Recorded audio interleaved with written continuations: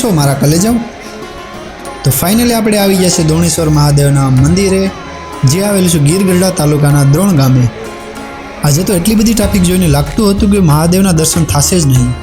આપણે ગમે તેમ થાય દર્શન તો કરવાના જ હતા. આજે હતો જળઝીલી 11નો મેળો અને એટલી બધી ટ્રાફિકમાં આપણે બાકાજી બોલાવવા માટે વયા ગયા અંદર.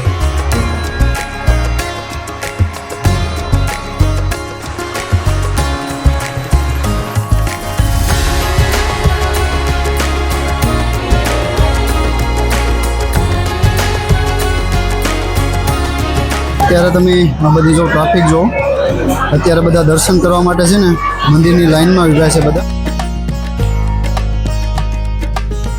ફાઇનલી આપણે મંદિરની અંદર પ્રવેશ કરવાનો મોકો મળી ગયો છે અને આપણે અંદર આવી અને દર્શન કરીએ. તમે બહાર તમે ભીડ જોઈ લો.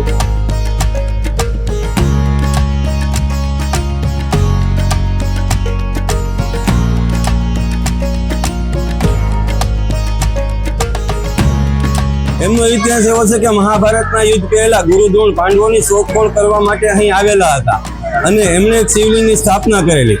ગંગાના જળનો અભિષેક કરવાનો હોવાથી એક શિલામાં તીર મારીને એમણે ગંગાજીને પ્રગટાવ્યા હતા. જે જળધારા આજે સીધી શિવલિંગ ઉપર જ પડે છે. વર્ષો થયા છે પણ એનો પ્રવાહ ક્યારેક ક્ષીણ થયો નથી અને દ્રોણે સ્થાપના કરી એટલે મહાદેવ દ્રોણેશ્વર કહેવાય. હર હર મહાદેવ, હર હર.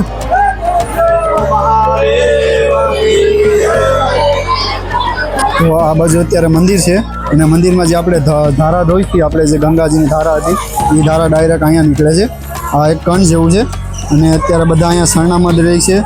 આ પુરુષો માટે છે અને આ બાજુ છે એક, આ બાજુ જે છે એ લેડીઝ માટે છે.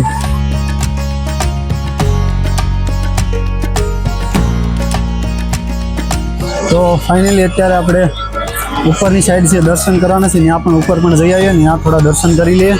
ત્યાંથી તમને ઉપરનો ટોપ, એકદમ ટોપનો વ્યૂ તમને આખો બતાવી દઉં. એ ટોપની અંદર ત્યાંથી તમારે કેટલું વ્યૂ સારું એક આવે છે. તો ચાલો આપણે ઉપર જઈએ.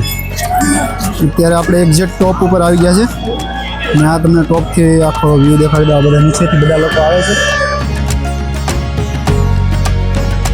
આ બાજુ ગૌશાળા પણ છે, અહીંયા સમાધિ પણ છે બાપુની, અને એક લક્ષ્મીનારાયણ મંદિર છે, આ મંદિર છે અને બાપુનો એક આશ્રમ છે આ બાજુ. આપણે બાપુને બેઠા આપણે ત્યાં આપણે જવાના જ છે.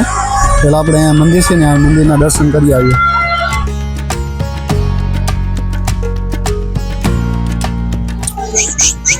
તો અહીંયા માતાજીના મંદિરના દર્શન કરી લીધા છે. હવે અહીંયા બાપુની એક સમાધિ છે ને આપણે બાપુની સમાધિના દર્શન પણ કરી લઈએ.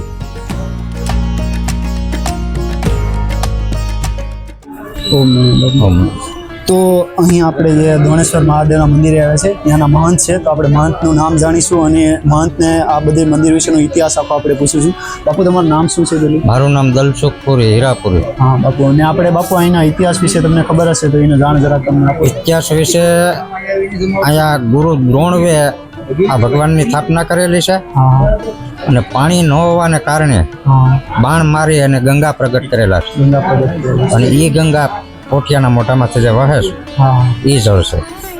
વિજ્ઞાન જાથાવાળા ઘણા અહીંયા આવી ગયા પણ જગતના ઘણા લોકો આવી ગયા પણ કોઈ આનું રહસ્ય કોઈ જાણી શકે નથી. એ સત્ય ઘટના છે. એટલે જે આપણે આ દ્રોણ ગામ હતું એ આ દ્રોણાચાર્ય જે ગુરુ હતા એના નામ ઉપર અને મસુંદરી નદી છે. મસુંદરી નદીની આગળ મસુંદરનાથે તપ કરેલું છે, તપી ભૂમિ છે. તપોભૂમિના કારણે મસુંદરી નામ પડ્યું. મસુંદર ઉપર એના નામ ઉપરથી પડ્યું. જે અને 5800 વર્ષ થયા આ પાણી અવિરત ચાલુ જ છે. અવિરત ચાલુ છે. સ્વયંમાં માતાજી ગંગાનું સ્વરૂપ છે આખું કહેવાય છે. દર સુદ 11ના રોજ મેળો ભરાયો છે અને પબ્લિક પણ ખૂબ જોવા આવી છે અને ખૂબ લોકો આવે છે, ભગવાનના દર્શન કરે છે દોણેશ્વર મહારાજનું. કેમ કે અદ્ભુત અને ચમત્કારી જગ્યા છે. કેમ કે જે ગંગામાં ઉત્પન્ન થયા છે તે અવિરતપણે કેટલા હજારો વર્ષોથી ચાલુ જ છે. તો બાપુના આશ્રમે અમે જઈ આવ્યા. અમારી સાથે મહેશભાઈ છે, એના પત્ની ધર્મપત્ની સંગીતા ભાભી અમારા છે અને અમે મંદિરેથી હવે નીકળીએ છીએ. થોડાક મંદિર સાઈડ જઈએ ને તમને અમે બહારના દ્રશ્યો બધા તમને બતાવીએ. આ બાજુ ભોજનાલય છે, ભોજનાલયની પણ સુવિધાઓ છે, બહુ ખૂબ મોટું અને વિશાળ છે. તો આ જે મસુંદરીની વાત કરી હતી, આ મસુંદરી આખી નદી છે. અહીંયા એક મોટો બધી પુલ છે. પછી ઓલા પર હનુમાનજીનું મંદિર છે. પછી અહીંયા સ્વામિનારાયણ એ લોકોનું ત્યાં જે ધર્મ ઓલું ટેમ્પલ છે એ પણ છે. ને આ લોકો અહીંથી પેલા મંદિર તરફ જવાનો રસ્તો આવે છે.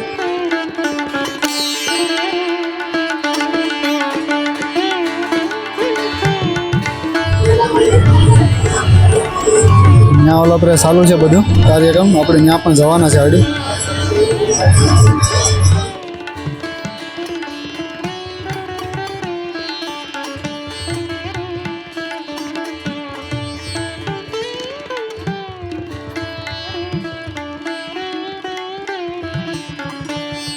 તો અત્યારે આપણે કૃષ્ણ ભગવાનને જ્યાં પાછળ નવરાવતા હતા ત્યાં જોયું. હવે આપણે આગળ જશું ઓલા પર, ત્યાં પ્રોગ્રામ ચાલુ છે આ બાજુ. તો આપણે એ બાજુ પણ જઈએ જોઈએ.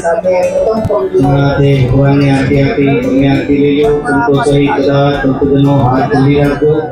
હરિ ઓમ યજ્ઞેન યજ્ઞમાય ધનતરેવાસા નમઃ પાર્વતી પતये હર હર મહાદેવ. ભાઈ સાહેબ, આ બધીમાં ટ્રાફિક તમે જો લગભગ 1 કિલોમીટર સુધી આખી લાંબી લાઈન છે. તો આ બધી ટ્રાફિક જો, આ બધા મંદિર છે, મંદિરની ટ્રાફિક જો, અને આ ઉપર જો બધા જોવાવાળા, ઉપર બધા જોવાવાળા છે. એટલી ટ્રાફિક ક્યાંય જોઈ નથી.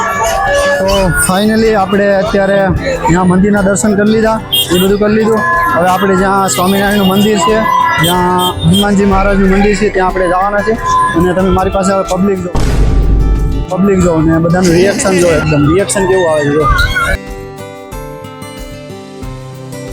હવે આપણે હનુમાનજી મંદિરે વહી જઈએ, ત્યાં જઈને આપણે હનુમાનજી મહારાજના દર્શન કરી લઈએ. ત્યાં પણ એકદમ બહુ મસ્ત જગ્યા છે. અને એ જગ્યાની વાત કરું ને તો એ નદીના કાંઠે જગ્યા છે. એકદમ ત્યાંથી એવું મસ્ત એવું મસ્ત વ્યૂ આવે છે કે કાંઈ ઘટે નહીં. મારી પાસે પબ્લિક જોઈ લો, પબ્લિક એટલી પબ્લિકમાં પણ બોલીને અત્યારે હું જો વ્લોગ ઉતારતો એકદમ સારામાં સારી વાત કહેવાય. ને આ પીપોડાવાળા તો શું કહેવાય કે તમને અવાજ બીજો અવાજ દે નહીં, એટલો પીપોડાનો જ અવાજ આવતો, બીજો તમને કાંઈ અવાજ જ નહીં આવે આખો. બીજો તમે પબ્લિક જો અત્યારે આ બાજુ છે ને ગુરુકુળ છે, ઓલી બાજુ છે ને હનુમાનજીનું મંદિર છે. આપણે આ બાજુ હર્બલ કેરવાળાનો આખો સ્ટોર છે જે આયુર્વેદિક છે, બધી આયુર્વેદિક પ્રોડક્ટ રાખે છે.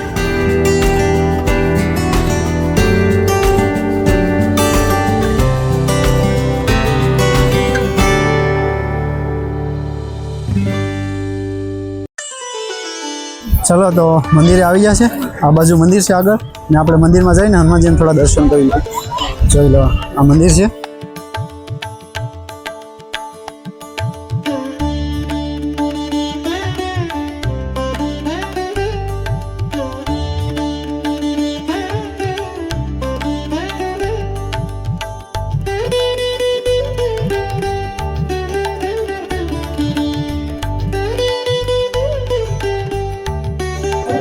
દાદાની ગદા જો તમે ખાલી.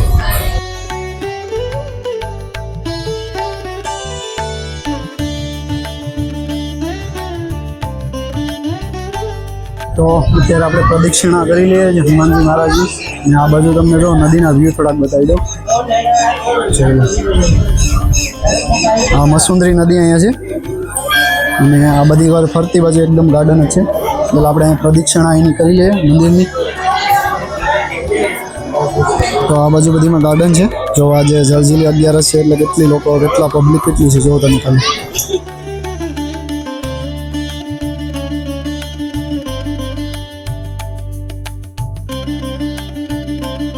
તો તમે આ બધું જે અત્યારે જોઈ રહ્યા છો, અત્યારે પ્રસાદી બધા લોકો લઈ રહ્યા છે. આ ગુરુકુળ સ્વામિનારાયણ વાળાનું છે ને, અત્યારે બધા લોકો છે ને પ્રસાદી લઈ રહ્યા છે. તો સ્વામિનારાયણ ગુરુકુળમાં આપણે આવી ગયા છે. ત્યાં પ્રાર્થના હોલ ને એવું બધું છે. તો ત્યાં પ્રાર્થના હોલ છે, તો આપણે ત્યાં જરાક જઈએ અને જોઈ આવીએ કે ત્યાં કઈ રીતનું બધું છે. તમે જો તમને બતાવો.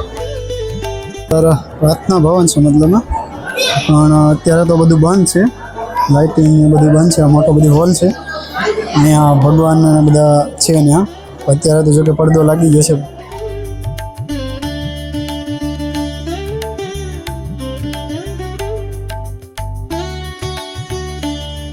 મહેશભાઈ ચલો, જો અત્યારે અમે ઝરણાએ આવી ગયા છે. આ બાજુ કઈ બાજુથી હાલો? તો ત્યાંથી હાલો, શોર્ટકટમાં અત્યારે અમે જઈએ, શોર્ટકટ પકડીએ.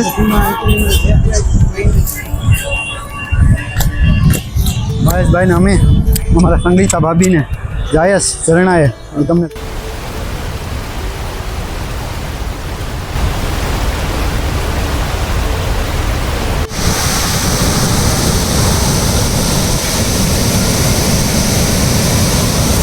શું અહીંના ધોધનો નજારો છે એકદમ જોરદાર. મસુંદરી અત્યારે એના તોફાન ઉપર છે.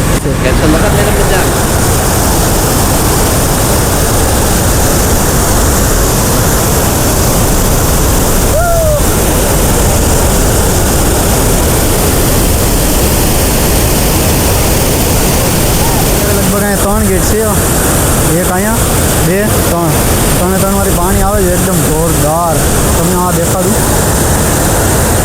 દેખાડું ને જો એટલું મસ્ત એકદમ દેખાય ને. વિડીયોમાં તો કોને ખબર દેખાતું હોય કે ન દેખાતું હોય, પણ એટલું સુકૂન મળે છે ને આ જોઈને, કાંઈ ઘટે નહીં.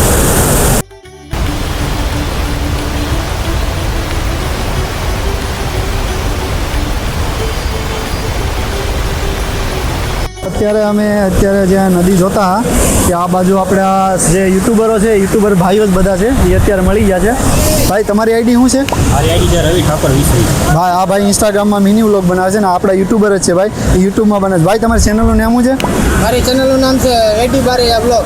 ત્યાં જઈને એક વખત જરૂર વિઝિટ કરજો. તો આ ભાઈની એડી બારૈયા કરીને વ્લોગની ચેનલ છે, એ ભાઈને વિઝિટ કરો અને સારું લાગે એટલે સબસ્ક્રાઈબ કરી નાખો અને આ ભાઈને ફોલો કરો. એ ભાઈ ઇન્સ્ટામાં મિની વ્લોગ બનાવે છે. તો ફાઇનલી અત્યારે મેળામાં બધું ફરી લીધા અને બારા જાય છે.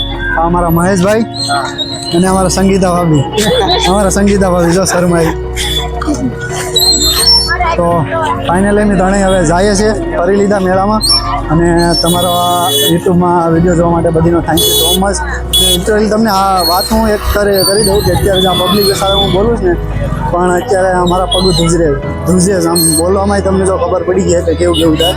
આ બિહાઇન્ડ ધ સીન છે, કેમ કે પબ્લિક એટલી છે ને, મારા આખા પગ છે ને ધ્રુજતા હતા વાત કરવામાં. પણ અત્યારે થોડોક મને એટલો કોન્ફિડન્સ આવી ગયો ને, એક વખત તમે પબ્લિકમાં ખાલી બોલીને જો, તમને બધીના મોટિવેશન એટલું આપવા માંગો કે તમે ખાલી પબ્લિકમાં એક વખત બોલીને જોઈ લો, પછી તમે જો તમને એકદમ કાંઈ શું કહે કે પછી તમને બોલવામાં કાંઈ ઓલું કેમેરા આમ ઓલું થાય જ નહીં, કંઈક શરમ લાગતી જ નહીં. મતલબ આ જો પબ્લિક એટલી છે પાછળ છે અને અત્યારે હું આગળ છે.